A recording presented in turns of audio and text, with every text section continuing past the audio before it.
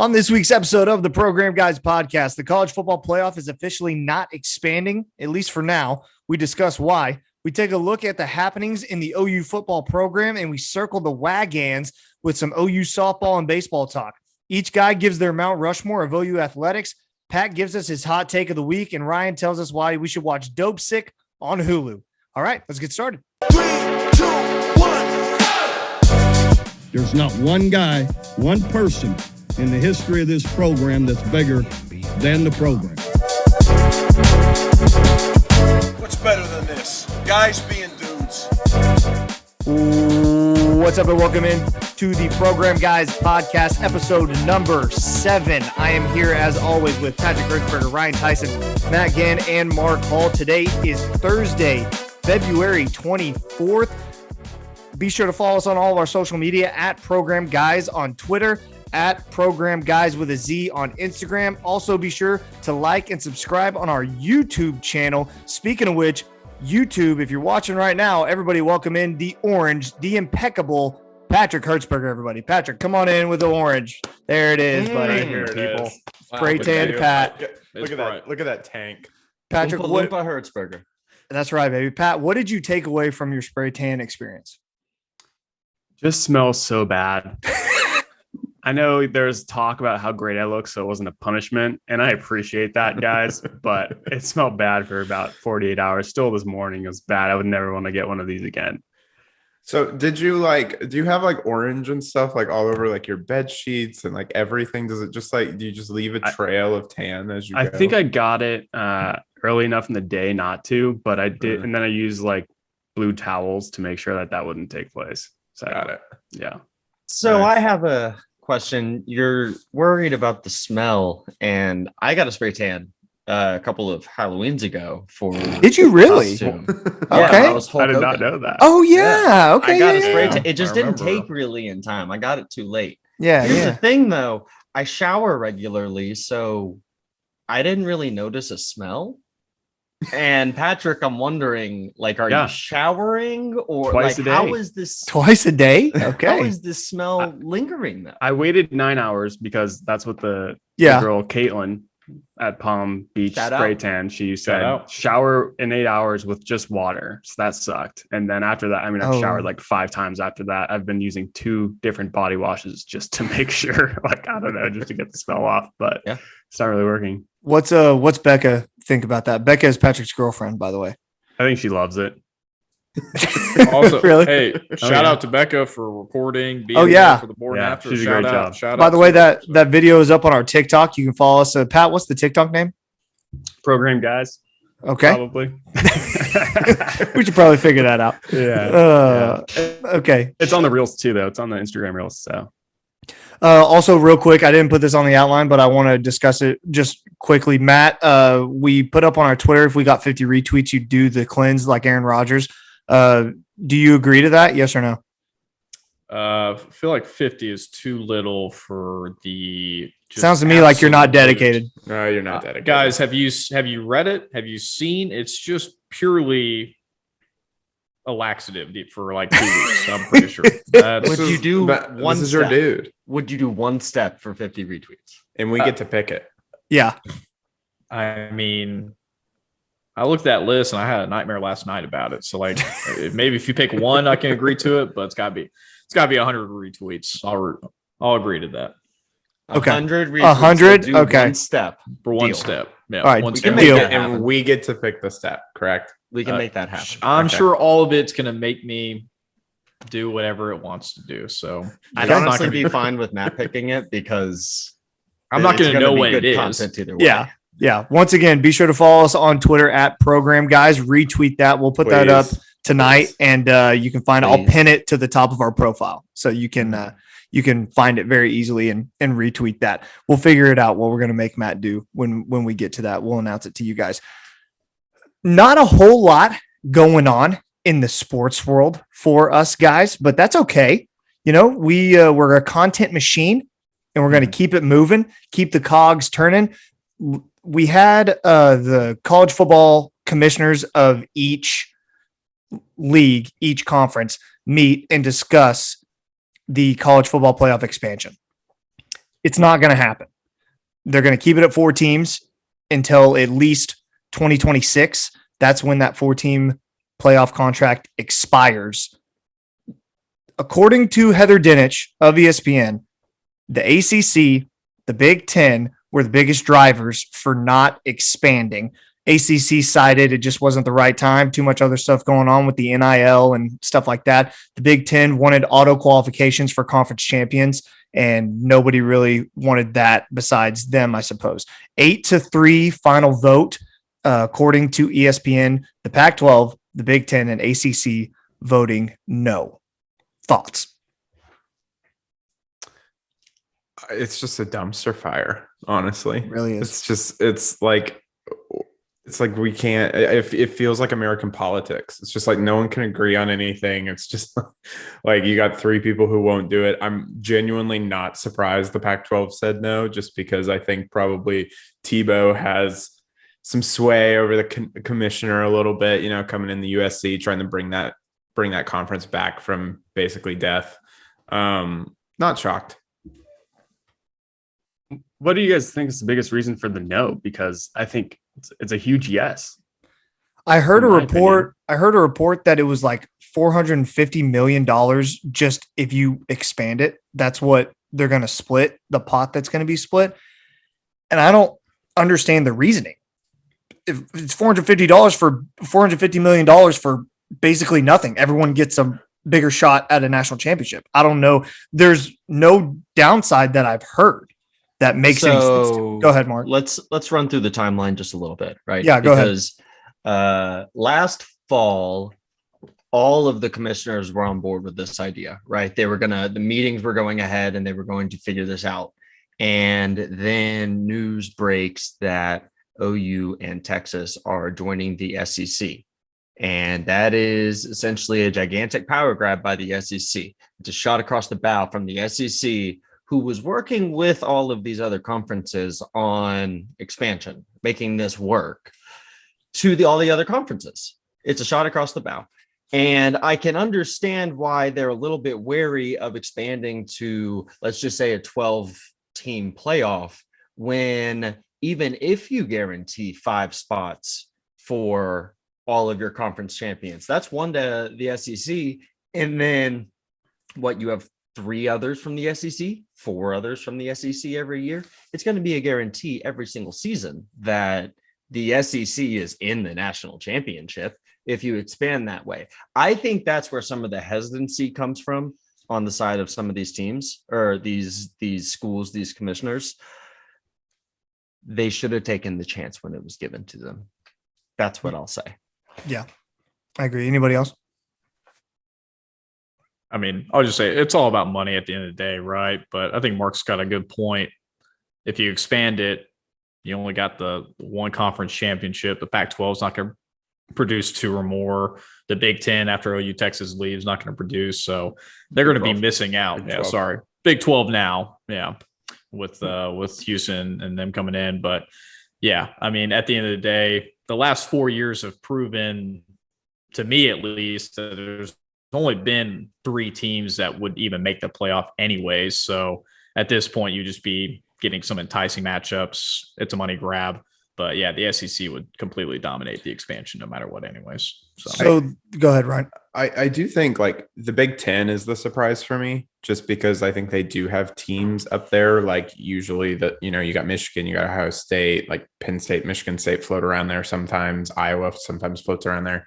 Wisconsin. I'm a little surprised that they weren't for it, and they said they need that automatic qualifier. That to me thinks that they don't have a lot of confidence in their like big teams like Ohio State and Michigan that actually get there, which I think is kind of false given the talent that those teams have. ACC and Pac-12 don't surprise me, because the best way to the playoff for those teams is to not expand it and basically just say, we're going to take our Clemson, run them through an easy schedule and get to the playoff. We're going to take our USC, run them through an easy schedule, get to the playoff. Those don't have the competition that SEC and the Big Ten do. So not surprised by those two. But yeah, Big Ten was surprising to me. But I mean, even if they run through their conference, they're going to be in an expanded playoff. I don't think that hurts their chances. I think it could help them. But there would be 4 teams. It would only be 2 games. Like, I think an expanded playoff, you get more SEC teams, just like Mark was saying. Can they beat 3 SEC teams to get to a championship coming out of the ACC? Okay, they won't. I don't know. Okay, I got it. Yeah, so it's easier to get to the national championship. It's a bad look for everyone else if we get to a quarterfinal and it's SEC Bama versus SEC OU, and on the other side it's SEC Georgia versus SEC LSU. That's just a bad look for everyone that's not the SEC, and that's why they're I think so. My thought is this: the commissioners have a job, and it's to do everything in their power to make their conference money, make their conference relevant, make their conference the best that they can be. And just the way that I think, expanding the playoff is a no-brainer. Right now, it's SEC schools and it's the SEC National Championship, and you see the kind of hype. Even in Michigan, a team that goes in there and gets their ass kicked, gets a ton of pub. Why would you not want that? Even Cincinnati, a team that gets no love ever, got in there, still lost. That's okay. They were in the conversation. Isn't that what you want for your conference? You want to be at the table, no matter if the SEC wins. Like, the fact of the matter is the best teams in college football are going to win the national championship. And most of the time, the best teams are from the SEC. That's the way it works. So if that's going to be your norm, why not get a bigger piece of the pie and be at the table, even if you're sitting at the end of it? Mm-hmm. I just don't understand I just don't get it. That's my only problem with it. And I heard an argument about player safety and more games, and that's not good for the players. BS. Cut a non-conference game, cut out a Coastal Carolina, cut out a Western Carolina for OU. OU's not, innocent from this. Nick Saban, Alabama, has gone on record as saying he doesn't want to play these FCS schools anymore. He'd rather play an all D1 schedule, FBS schedule, and play hard games.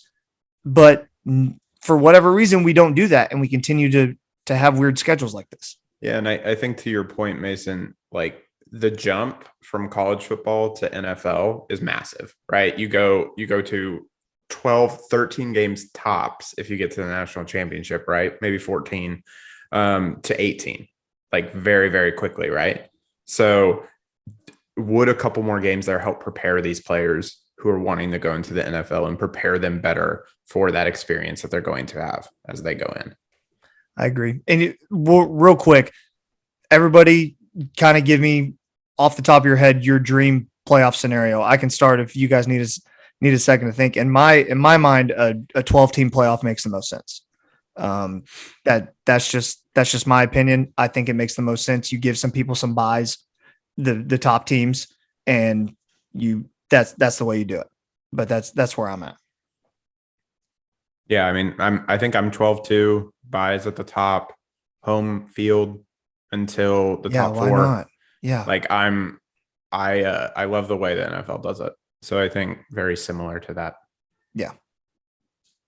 I think I'm going to differ a little bit and go eight teams, and maybe you guarantee a conference champion bid. I'm not really married to that part of it. I don't really care, but I think a bye week could have either too much of an effect or kind of a negative effect if teams aren't ready to play against a team that was playing a week ago. There's so much of a break there that I kind of wonder if a bye week is even productive. So that's where I'm at. Plus, who was 1 and who was 12 this year? I don't think we'd have a good game there if it came down to it. So I do think home field is the way to go for the first round, though. That's absolutely 100%. Yeah. Matt? Yeah, I would say the more games, the better. I mean, coming from, I think any college football fan would agree that more games, different matchups, teams that you would probably think would never play, get a chance, like you said, get a seat at the table. like Cincinnati did, like Michigan did this year. So, but again, we've seen the last couple of years, it's been the top 2 or 3 teams completely dominate and just be a whole nother level. But again, from a college football fan perspective, who doesn't want more games, different matchups? Pat? I like 8 teams, no bye weekends. Okay, fair enough. I like it. Moving on, we'll talk a little OU football here. Not a whole lot going on in the OU football world, but just something that deserves a mention maybe. Jason Kersey from The Athletic wrote an article on Dylan Gabriel, just his process of coming to OU and talking about a lot of different things. What I thought was interesting, though, Mackenzie Milton made the comments last week, maybe a couple weeks ago, about kind of looking like a shot at Gabriel of moving to Norman. Why would you want to move to Norman when you can live in Orlando for NIL deals and all this stuff? Kind of seemed like a shot across the bow. Well, Gabriel saw Mackenzie Milton's comments, and Milton immediately reached out to Gabriel to apologize, basically saying he was sorry. He didn't mean it that way, which he did. I don't buy that part, but I buy the apology. And I think the exact quote was he said it went left when he meant to go right. And I'm like, He's the one who said Norman, Oklahoma. Yeah, I know. What? Your brain went left and your mouth went right? What are you talking about? Yeah, it didn't make a lot of sense. I think I'm not trying to defend the dude at all, but I think probably in certain circumstances he might have been heated. He might have had that on his mind and he just said it. And he was immediately oh shit, I shouldn't have said that. Well, when you're talking to a reporter, of course they're going to grab that and they're going to make that a headline. Right. Yeah. And I think it's worth mentioning that they did go, they are Hawaiian guys together. They played together at UCF. I think they're a lot closer than some people think they are. So I think the apology was most likely very, very genuine and very apologetic, and they're probably friends. And if Gabriel says they're good, I have no doubt that they're good. Just kind of a weird thing to be like, oh, I didn't mean it that way when you mentioned Norman, Oklahoma by name. Just a dumb 2022 story. Yeah. Anybody else? It won't be the last dumb 2022 story. For sure. Oh no, we still have a whole summer of off-season college football. There's bound to be more stupid things. Oh yeah. There's bound to be more stupid things. Off-season workouts going strong for the boys in Crimson and Cream. Cool article from Guerin Emig from the Tulsa World. He's a columnist for the World. Shout out to Tulsa World. My uncle Patrick works at the Tulsa World. Very good guy. And Emig wrote about Schmidt and the process of getting Schmidt back to OU and what his first couple months at OU was like being back there. Kind of funny story how Schmidt got the job again. He was at a Christmas banquet with his wife when Venables called him and offered him the job. And then after he took the job, Venables and Stoops invited him to go to the Alamo Bowl, and Schmidt was actually not going to go. He was just going to sit at home and watch it on TV. But Venables and Stoops were very adamant about him going to the game and being there. And it was pretty cool read. I thought a good Schmidt quote in there was he was asked about how quickly the team responded to his workouts, because we hear all the time about how tough Schmidt workouts are, and it's a vast difference from the way that the previous regime ran their strength and conditioning program. But Schmidt said it was immediate. Right away, you could tell that they wanted to win. They wanted to do things the right way. This team wants to. As a staff, we had to show them a few things. You always do. People are different. My program's different. That's not good or bad on anybody else. It's just, quote, okay, this is what it takes right here. They were all in. That was pretty cool. Yeah. Like it a lot. I like the hunger that it sounds like the players attacked the workouts with. Sorry, for Ryan. sure. No, that's totally okay. I agree with you, Mark. And I was just going to give another quote that I really love too. Yeah, go ahead. He talks about, being invited to the Alamo Bowl and he was just going to sit at home and watch it. And then he has this quote right here. He's standing next to Venables. I remember I was at that game and we saw them in the corner. And we were just oh my God, they're watching everything. That's cool. We were just they're oh, this is going to be rough for the players in winter workouts. Mm-hmm. But he says right here, it says, when Coach Stoops came walking out of the locker room and onto the field, it was like goosebumps. Schmidt says, this is real, dude. This is what this place is all about. And Oh, I yeah. love that quote. And I think that's the energy that we need to bring in the 2022. And who better to do that to start it off than Bob Stoops with the Alamo Bowl victory, and then Schmitty and Venables coming in. I'm pumped. It's great stuff. Anybody else? Moving on. Jocelyn Alo is about to break the all-time NCAA home run record, a record that is held by former OU great Lauren Chamberlain. With that in mind, we'll circle the Wagons in a little bit and talk about softball. But with that in mind, we thought it'd be fun to give the people a little OU athletics Mount Rushmore. And the four people for Matthew Gann, 4 people are on Mount Rushmore, not 3. He wasn't going to say it, but I'm not going to let him get away with it. He definitely thought there was 3. And you picked 4 guys, 4 men or women, who you think belong on the OU Athletics Mount Rushmore. And I'll go through my list, and then we'll let everybody else go through theirs. I had Jocelyn Alo. I have Wayman Tisdale, the men's basketball player, Bosworth, football player, and Lauren Chamberlain as softball. 2 men, 2 women. That's who I had. Anybody? Let's go Ryan. Ryan next. Yeah, sure. So Billy Sims, Heisman winner, football. Buddy Hield, men's basketball. Chamberlain also. So Lauren Chamberlain in softball, and Sam Bradford, also a Heisman winner in football. I'll take it up now. This is Mark. Go ahead, Mark. Courtney Paris. Yeah, women's go ahead, basketball. Hey, Matt, don't interrupt me. Courtney Paris, women's basketball. Coach Barry Switzer. Coach Patty Gasso. And a little man by the name of, you might have heard of him, Adrian Peterson. Patrick. I've got my man Baker Mayfield, Alo, Trey Young, basketball, and then non-athlete for OU, but I had to put him in here, and I think he's a good ad, out-of-the-box ad, Joe Castiglione. It's a great pick, Pat. That was a great That pick. was a great Really pick. love it. Yeah. Gan. Yeah, I mean, save the best for last, right? The one with the most original picks and ideas. I had to go. I have to agree with 2 of them with Mark, even though he stole my ideas. And we'll get to this here in a second. Patty G. I mean, she's got 5 natties, going for 6 this year. I've talked about in the softball segment. Coach Barry Switzer, 3 natties. Hard not to pick them. Great record.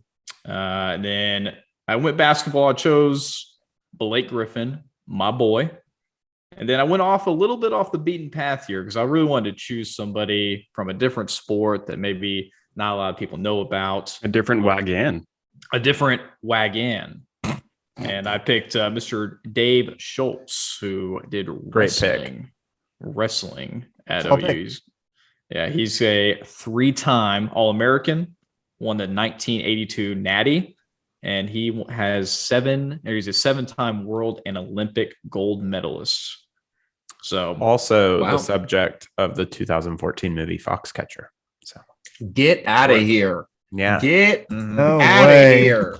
Hold on. Wow. Type I away, Mark. watched this Yeah. and really enjoyed this documentary. Ryan, Documentary. this is Ryan, our the movie first buff. must watch of the week.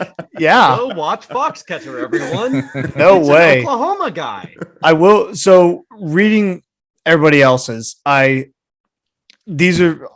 pick my guy that I like most from each of you guys. So for Ryan's, I love the Buddy Hield pick. I don't think Buddy Hield gets enough credit. Obviously, Blake Griffin is probably the biggest name in OU men basketball history, but Buddy Hield, man, it might be a recency bias, but being at OU, watching him, I will always remember that Kansas game they lost and how he played in Lawrence. He's just he was amazing. Yeah, and it brought them back from a 14-year drought going to the Final Four. Yeah, just So- amazing. He deserved a national. era. Yeah, Mhm. Pat, I'm a big fan of your Castiglione pick. Out of the box, he deserves it. That was a great pick. I was a little Love too. I had my blinders on. Couldn't really do that. Matt, you know what? Dave Schultz. I like it. I like the pick. Well, it's hard when, two of my picks are, been taken by Mark as well. So I get it. It's, You literally, boy. again, you literally have a different one here in the outline right here. Like there's another name right there. You think you're looking at the wrong way. Marks, I really like Courtney Paris. Great pick. She was big time. People forget she was big time for that. That's for that actually team. that's actually part of why I wanted to pick her. Shed a little light on something that we might forget. I want to hear it. So Courtney Paris is perhaps the greatest women's basketball player of all time. It's not my place to make that claim. I'm not well versed enough to make it, but here's some things that I do know. She's the only player in NCAA history, male or female, to have 700 points, 500 boards, and 100 blocks in a season. Guess when she did that? Her freshman year. Nuts. No, oh, wait, I'm sorry. That's the next stat. I messed this up, but she did set the NCAA record for rebounds in a season as a freshman. There you That's go. even cooler than the other thing. Bang. We're Set back the on it. all-time NCAA Division I record for rebounds. That's in women's basketball. And in the 2009 NCAA tournament, became the first player in U.S. college basketball history, regardless of sex or division, to record 2,500 points and 2,000 rebounds. She became the first ever sophomore to win the AP Player of the Year in women's basketball and the first ever four-time first-team All-American in women's basketball history. We don't often think of it because so much of our attention is on OU football, and rightfully so, but our women's sports are dominant, and Courtney Paris blazed a uniquely extraordinary trail, and it's something that I think we forget about, but especially with OU women's basketball playing so well currently, it's something we shouldn't. She is a great figure in OU basketball history and should be taken as such. That's also, right. want to give a shout out to her sister, Ashley Paris. That's who played right. At the same time, Paris as her, sisters. and they were great. They were wonderful. Ryan, I know Courtney you was- had some notes if you wanted to get yours No, in. that's okay. No, we're good. I'm just glad you let me talk about Buddy there for a second. That's right. Pat. So I want to give an honorable mention here from someone who graduated from the University of Oklahoma, but I don't think ever played a sport. And that Okay. was Mickey Mantle. Ooh. Really? Okay. Really? I mean, according to Wikipedia, he went to the University of Oklahoma. I don't know. Great source. Great source, Patrick. Because Okay. I was thinking about it. I was like, wait, did Mickey Mantle go to OU? And it says he does. It says like he was going to play football, but he got a shin injury. But I think we had to point that out. And also, I forgot about Blake Griffin. Otherwise, I wouldn't have put Trey Young, but that's on me. Trae Young's a good pick though. Yeah. It's not bad. It's a little recency, but like it's a good pick. Also, Yeah. I need the listeners to know this because this is a very funny thing that Patrick does. That's like one of my favorite things that Patrick does. Patrick is very susceptible to like fake news online. And it's the greatest thing ever. He sent us something in our group text yesterday about Aaron Rodgers retiring, and it looked like a Bleacher Report. Like it was It was Bleacher. a Bleacher Report. It was a Bleacher The Report. And it Bleacher said Report. Aaron Rodgers retires. Patrick sent it to us full well, all in, and it was Bleacher Report with like 3 R's. And that's not the first time, and it won't be the last. It's We just love you, Pat. it's one of my favorite things that Pat does. Just like that, reading Wikipedia. Mickey Mantle to OU. Well, guys. okay, so there is a Mickey Mantle Steakhouse in downtown Oklahoma City. Yeah, but so that doesn't mean he went to Yeah, he's OU. from Oklahoma. He has a you culinary never know. arts degree from the University of Oklahoma. makes a mean steak down there. You know what? Downtown You know what we Bricktown. should do though? We should Tell- put up a poll at who agrees as the best OU Mount Rushmore out of us five. Okay, Hey, if we we're can do it. doing that, I still have a case to make for Barry Switzer too. You just So- got stat, like I Okay. have stats too. Are you just gonna We go all through all have yours? stats, baby. Well, here's my thing. You can trace everything about OU football right now back to Switzer. Our defiance, because even though we're from Norman, Oklahoma, we invented winning and we'll kick your ass in Norman, Oklahoma. That's Barry Switzer. Yeah. That's why he deserves the spot. That's no stats. I won't drop any like stats on you, Ryan. I'm sorry that enlightening you with a trailblazer in women's college basketball history is not what you wanted from me today. Bro, but- you weren't watching those games? You weren't an OU fan back then? I've educated myself since then. I've done That's what right. I can. That's right. What are you doing? What are you doing? All right. Anybody else have also, Pat, I'm not crazy about your Baker Mayfield pick just because I'm the biggest Baker Mayfield fan you'll ever find, but on Mount Rushmore, don't know if he belongs there. I just think that from 2013 on, and what we will be talking about Baker, like people talk about our great past quarterbacks who are 80 years old. We'll be talking about Baker before Kyler, in my opinion. And Sure. That's why I have him on Mount Rushmore. So Also, go ahead, Matt. Well, I was going to say the only thing I do disagree with is actually your picks, Mason. I feel like you Really? can't have Ooh. two softball players Yes, on I Mount can. Rushmore. I just Yes, don't. I can. Well, I would agree that Alo isn't there yet because Lauren or Chamberlain's got 2 natties, I believe. I think she has 2. I'm pretty sure. I'll fact check that. 2013. That's all. I need to fact check that. I can't believe you, Ryan. I'll go back, but I just feel like you can't have 2 softball players up there. I can. You At want the to know same why? time. You want to know One's got to why? be better than the other.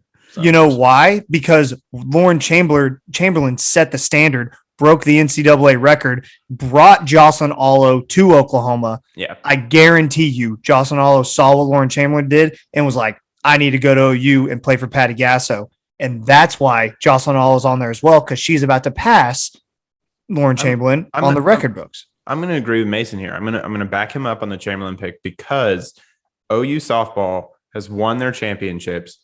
They had one in 2000, and then all their others came post 2013. Who was on that 2013 team?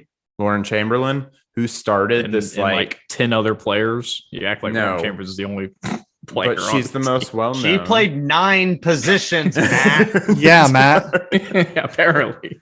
Listen, at OU She softball, started this. She at started OU this. softball, any good things that Matt said about you are now null and void because he thinks Lauren Chamberlain is trash. That's what he said. Put it on a quote card, Trevor. Okay. That's what Matt thinks. Not at all.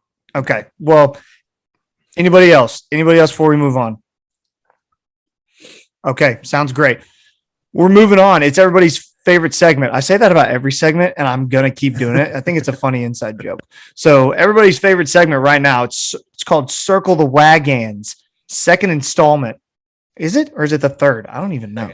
Second It's installment. Second installment of Second. Circle the Wagons. If you look on our YouTube right now, be sure to like and subscribe on our YouTube channel. You'll see right below us a new little logo.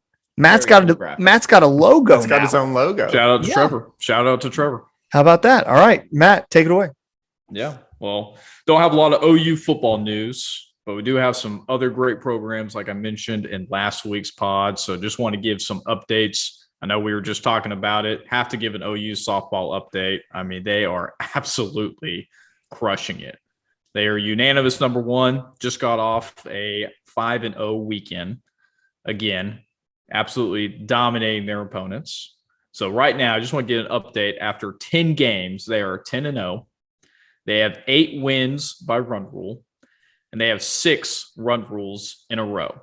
Currently, is their streak. They have scored 95 runs and only allowed 2. Incredible. Insane. 25 home runs hit, 87 strikeouts. I mean, they are absolutely cruising. I saw somebody on Twitter, Matt, and I wanted to send it to you. Somebody said, "Oh, well, they ain't played nobody, Paul." I'm adding the accent, but they're saying OU hasn't played anybody. They beat number 3 UCLA. Yep. And shut them out. Yeah. It's insane. Yeah, and they looked completely dominant too against them. So, and talking about the home run record, I know Mason brought it up. Jocelyn Alo tied the record over the weekend. She had 4 bats in a row where she had 4 home runs. I mean, the girl is just absolutely insane, and she's going to absolutely crush this record. Her upcoming schedule for OU, the next couple of days, they got CSU Fullerton, Long Beach State. Now, they do have some upcoming ranked games. They're going to play Arizona, who's currently number 9. They have Tennessee, number 18. So, obviously, some more ranked matchups for all those haters out there. I'm sure they're going to blow by them, too. So, no big worries there. And then finally, Utah to curb out another 5-game streak. So that is OU women's softball update there. Next one I want to talk about is a little bit out of nowhere. I know I mentioned it last week, but OU's women's tennis, number 2 in the nation right now. After that big or coming in second at the ITA tournament last week, just recently played number 10 USC, who we hate. Come on now. Great victory for them, beating them in 4 games to nothing. Their upcoming schedule, they play UCF, Illinois, and then they start Big 12 play, who number 1 Texas and number 11 Baylor coming up as well. They already beat Texas in the ITA just a couple weeks ago, so that'd be a great matchup for them. But I think that's a great story from really a sport that, we haven't really talked about a lot for OU's women's tennis. So hopefully they can keep it going as well. Last update here. I know Mason mentioned it last week as well. OU men's baseball had their opening weekend just down the street here in Arlington, Texas.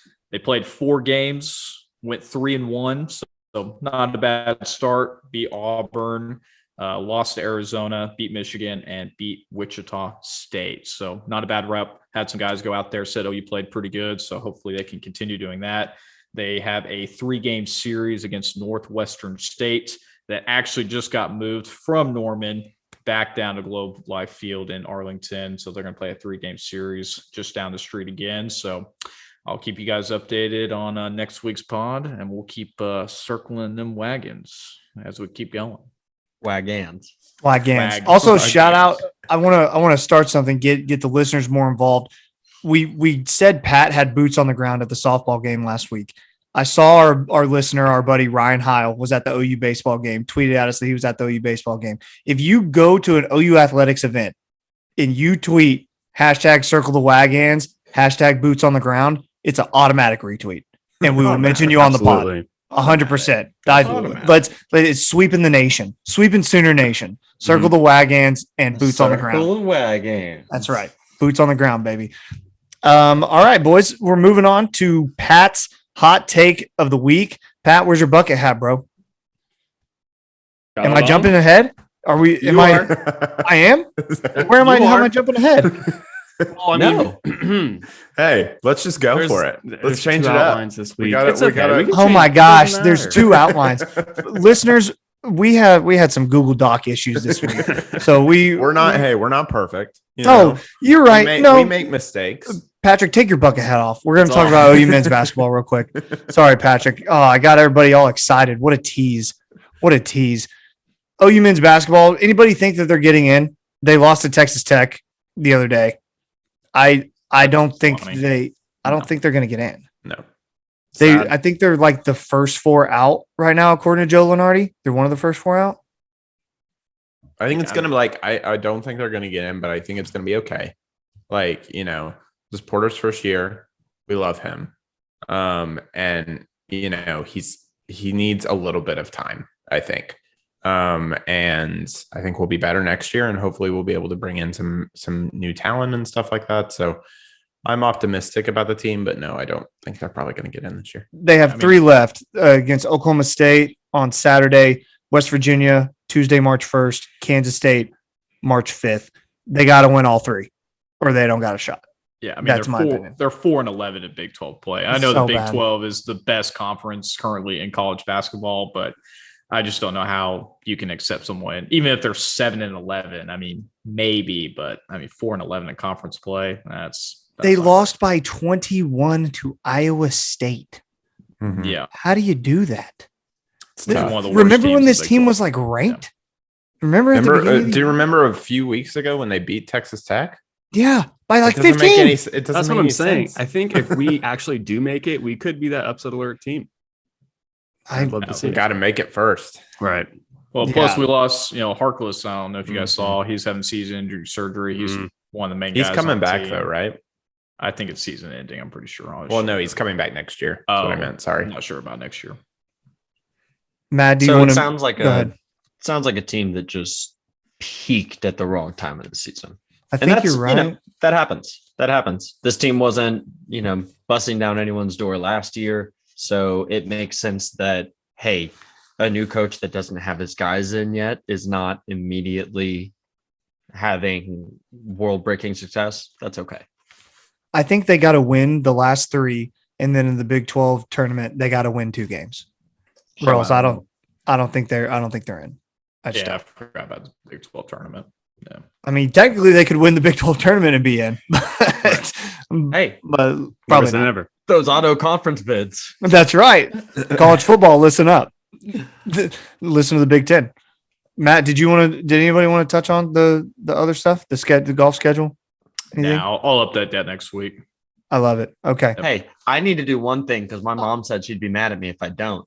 OU women's basketball is kicking ass this year. They are playing really well. They first-year head coach Jenny Baranchek has them gunning towards a top 16 playoff spot. They are currently, as we speak, dominating TCU. We've got Kansas State coming after that, I think, and then 19-5 Kansas to close out the season. Hopefully they can get that top 16 bid. It means that they would host the first 2 playoff games, and that would be awesome. What a start for Coach Baranchek. That away, Mark. That away, Jamie. Jamie Hall. Jamie. Shout out to Jamie. We love you, Jamie. We love you, Jamie. Valued listener. All right, Pat, get your bucket hat. Damn it. All right. Get your bucket hat on. It accentuates your orange skin. I like it. I like it. By the way, follow, check him out on YouTube. He's got his bucket hat on. He's got a tank top showing off his spray tan. Check it out on our YouTube channel. Pat, go ahead. All right. Let me know if you guys think this one's a hot take. I've got some backup here, some backup stats, but I think, guys, the times of I'm not betting against this team because they have that one player or this team because they have that one coach is over. Brady has retired. Bill Belichick's and the Patriots, their reign is over. LeBron James and the Lakers are 9th in their conference, and LeBron is old and beatable. Patrick Mahomes is beatable. Ronaldo and Messi don't run soccer anymore like they used to. You can bet on any team, against any player, against any coach now. I think the only argument you may be able to have is Saban, but look at Saban in the national championship this year, took the L, lost to an average A&M team, and almost lost to Auburn, whose quarterback could barely walk at the end of that game. So bet on any team you want, Mark. You've got this. Yeah, Mark, you got it. You got it, Mark. I mean, but Mark's already talked about it. You don't bet the team. You always bet the number, right, Mark? It's true. It's true. And that's actually kind of what I'm thinking as Patrick is saying all these things, because that's the saying, right? Good teams win, great teams cover. And I'm wondering if you look back at all of the names that Patrick just said, I know that Saban covers at an extraordinary rate. He is one that, you know what? Yeah, you guys enjoy your Georgia win. I'm going to bet on Nick Saban every single time, and I'm going to keep winning some money doing that. But, the names that Patrick keeps rattling off there, LeBron's not really, I mean, they're on the outside looking in on the playoffs. I don't know soccer. Brady retired until he comes back to play for the Niners. He's another one that covers at a wild rate when he's in the playoffs. Just next level stuff. But again, retired.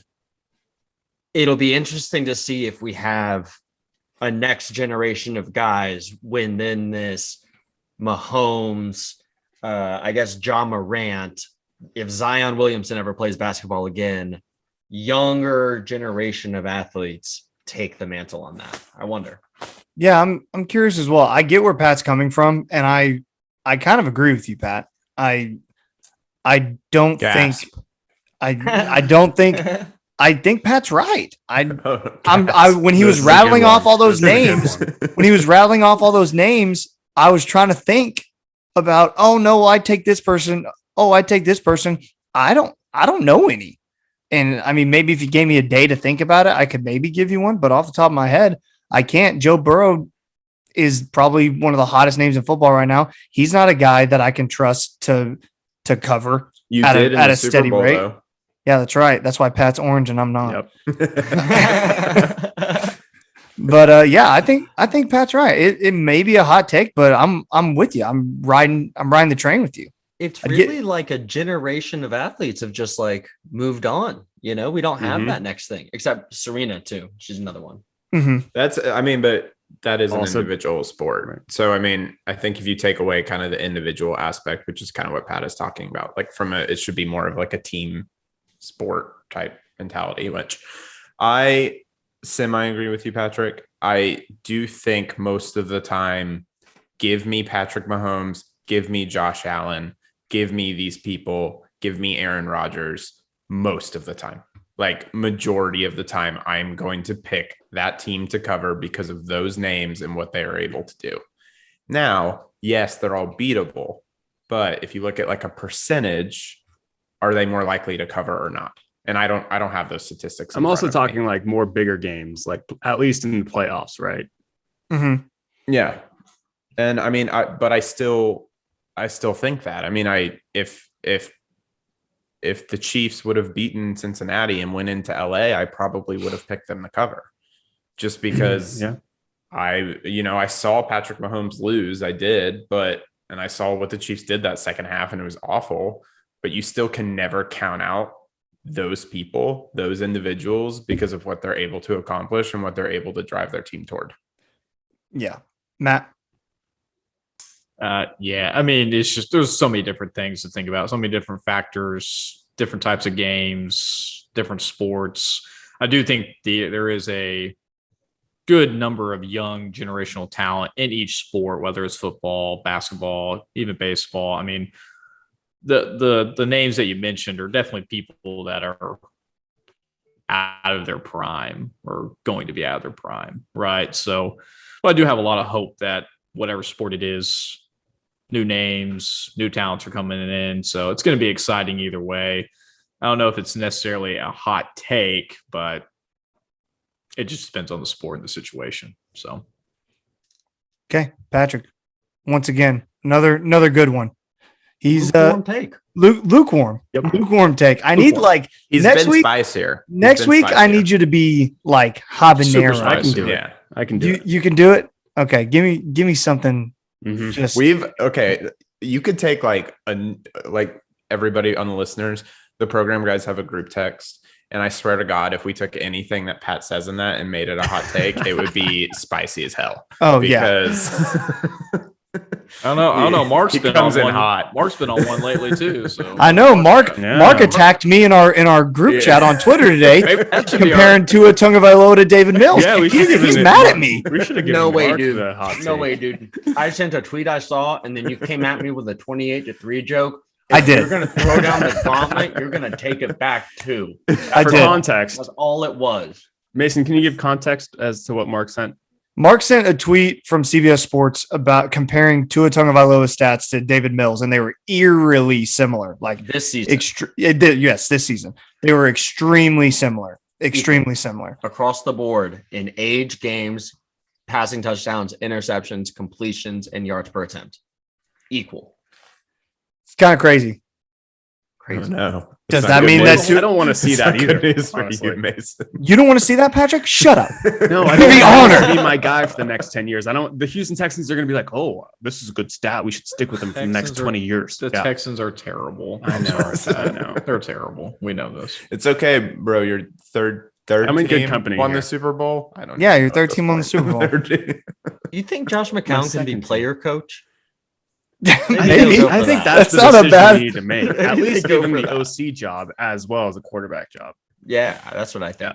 Okay, I can support that. Yeah. I can support that.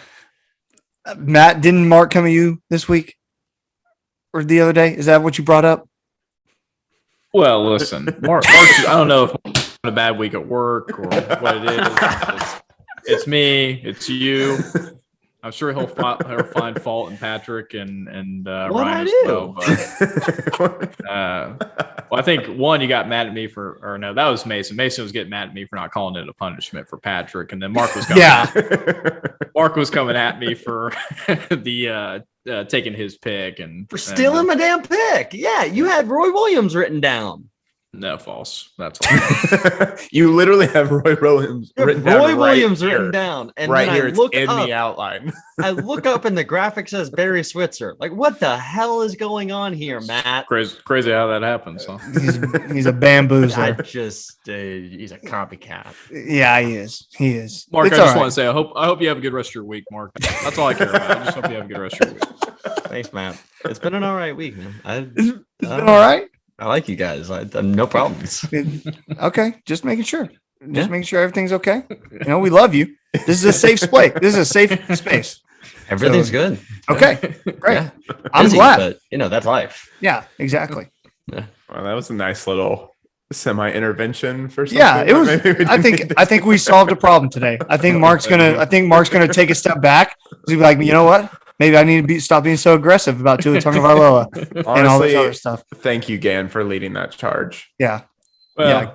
Good job, Gan. yeah, I don't have a lot other to give, so I had to bring up something spicy. So. Well, Mark, maybe to de-stress during this week, you need something good to watch, and that's Great segue. something that Ryan. I'm killing these segues to Ryan. So well. It's like the Collinsworth slide. Yeah, it's the Mason's. here's a guy who's going to give us something to watch, you know? Go ahead, Ryan. All right, guys. It's must watch of the week time. I am sticking with TV this week. I believe that is the third week in a row that I'm doing a television show. And mostly I'm sticking to TV because I got vetoed by my co-host about doing a foreign language film that I saw over the weekend. But you know, everyone out there who likes foreign language films, go watch The Worst Person in the World. It's incredible. All right. Is it a movie about you? That's it, guys. Yeah, actually. Nice. How'd you know? I just had to. I'm sorry. I love you. You're not the worst person. You're just the worst about like stuff like that. I went to Norway and I learned to speak Norwegian and I filmed that entire movie. So I love it. Go watch it. I will. All right. So this week I'm going to be talking about a TV show entitled Dopesick, and it is a 8-episode limited series on Hulu that you can watch right now. All of it is out. It came out last year in 2021. It stars Michael Keaton, which we love, Peter Sarsgaard, Will Poulter, Caitlin Dever, and Rosario Dawson. So, you know, A-list cast. Great cast for this one. The plot of this is it tells the story of the creation of OxyContin, which is a pain reliever pill that was created by Purdue Pharma in the early 80s. That's when it first started. It's when they were first thinking about like creating this billion-dollar drug, basically. And this story takes place kind of between the late 90s and the early 2000s. And it centers on the opioid epidemic in America. And it tells this story through multiple different viewpoints. So it jumps timelines a lot, but it shows the story through like a director of diversion for the DEA. It shows a story from the FDA's perspective. You know, you have local government and DAs in the local government trying to shut stuff down. You have a minor girl in Virginia who is has an accident in the mines and ends up getting hooked on OxyContin. You have in that small same Virginia town, you have the family physician who also goes through experiences with addiction and OxyContin and how it affects local communities. And it's just a very, very interesting and fascinating story if you don't know a lot about the opioid epidemic that is in America. And, you know, I don't have any statistics on it, but the people in the show, you know, often reference that, you know, almost 500,000 people have died just from overdoses in the past like 20 years from this. You know, countless lives are lost and countless lives are changed because of this. It's more addictive than alcohol. It's more addictive than, you know, most other drugs that happen right now. And it leads to a number of different things. It leads to broken families and broken communities. And this show is just kind of putting a magnifying glass on how this process actually happened. And these are like, some of these characters are real people who were actually like doing this at the time, like the leaders of the Purdue Pharmaceuticals all of those were real people. And even like last year, there was court cases about this, right, on Purdue Pharmaceuticals. And I think they settled for like a $4.5 billion lawsuit or something along those lines last year. So an outrageous amount of money. And so it's just like, it's a really, really awesome show to watch. And it's invigorating, and it's kind of a thriller in a way. So I'll get to some of the good stuff here in a second, but I always got to start with the barrier to entry. This stuff is heavy. This stuff is a really heavy material. They do not shy away from showing you how bad addiction is. They do not shy away from showing you what happens when people overdose. They're not going to shy away from anything. And the title, Dopesick, is actually referring to the sickness that people have when they're addicted to something and they go through withdrawals. So that it's a withdrawal sickness, and they call it Dopesick.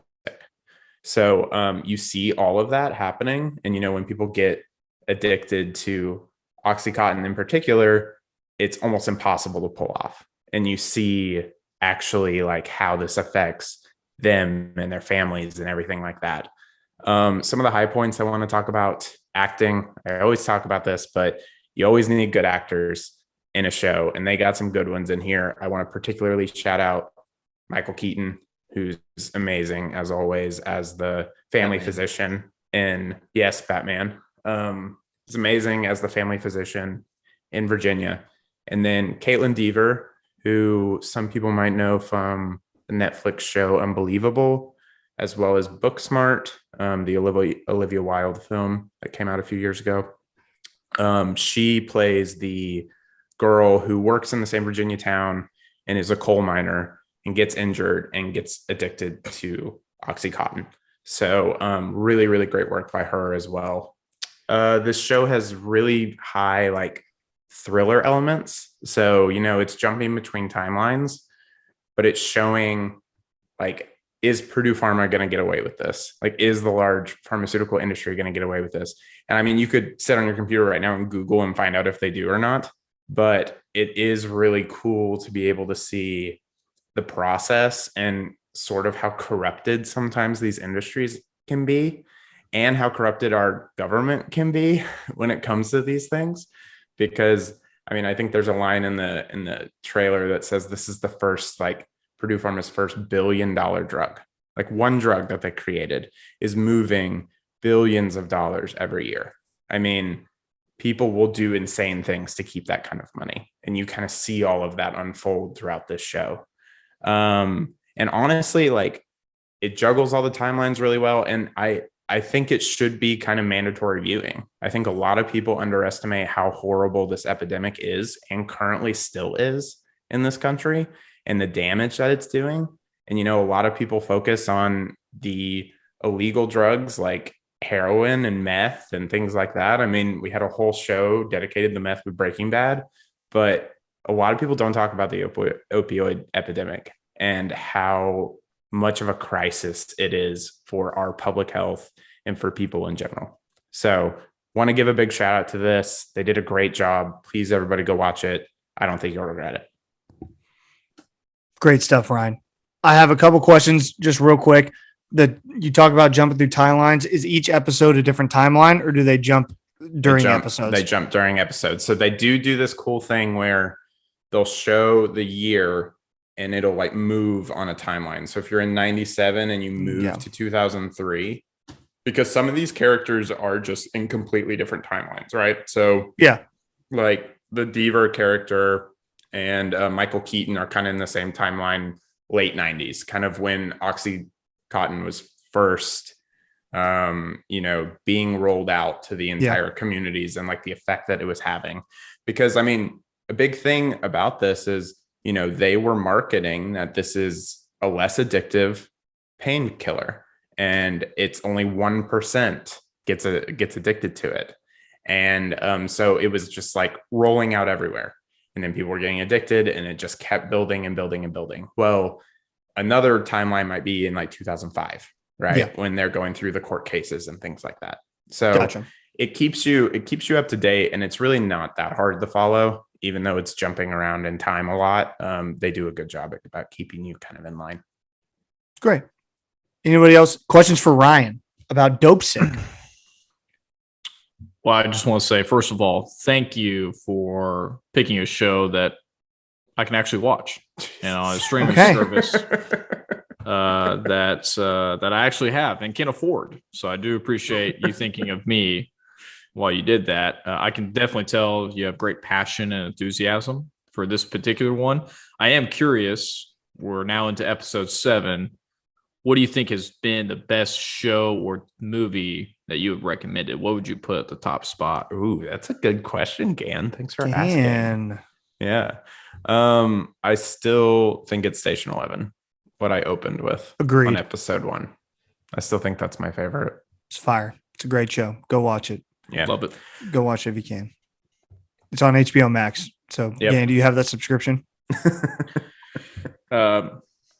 Someone share it with me. I'm too poor. And Gan, touching on your point about why I'm so passionate about this too. I mean, like I work in healthcare, so I've seen, I haven't actually seen a lot of this, like the way I saw it in this show, but I know people who get affected by things that they can't control or things that they didn't intend to happen. And I think it's always important to talk about those things and make them relevant. So I appreciate that the show is trying to do that. Yeah. Awesome. Love it. Last thing I got before we go out, Pat, would you ever get a spray tan again? Nope. Can't do it. Do you think it was a solid punishment for losing? Absolutely. What if That's right. you lose next year? I'll do the wing challenge probably. I mean, I guess we'll see what it holds. And yeah, I next year guess we'll holds. find out. And I don't think it should be next year. I think it should be something about March Madness. I'm not opposed. Hey, we'll find a The loser of the bracket. Yeah, we has can to do something. We can figure Good something idea. out. Just a reminder, vote on our poll. What's our poll this week? What did we say? Rushmore. Mount Rushmore. We're gonna Best Mount Rushmore. put that up. Also, we're gonna pin our tweet about getting 100 retweets to get Gan to do something that Aaron Rodgers did, probably evacuate his bowels. Oh, yeah. Something like that. He did a lot of pooping, man. He He did a whole Honestly, lot of pooping. I'm so probably- excited, guys. We have to get these retweets. I kind of need it. So shout out. It probably helped me in the end. So just saying. Classic. All right, be sure to follow us on Instagram at Program Guyz. Follow us on Twitter at Program Guyz. Those are both with a Z. Be sure to like and subscribe on our YouTube channel, Program Guyz. And we all, as always, we appreciate you listening. Pat, take us out. Keep pushing it, baby.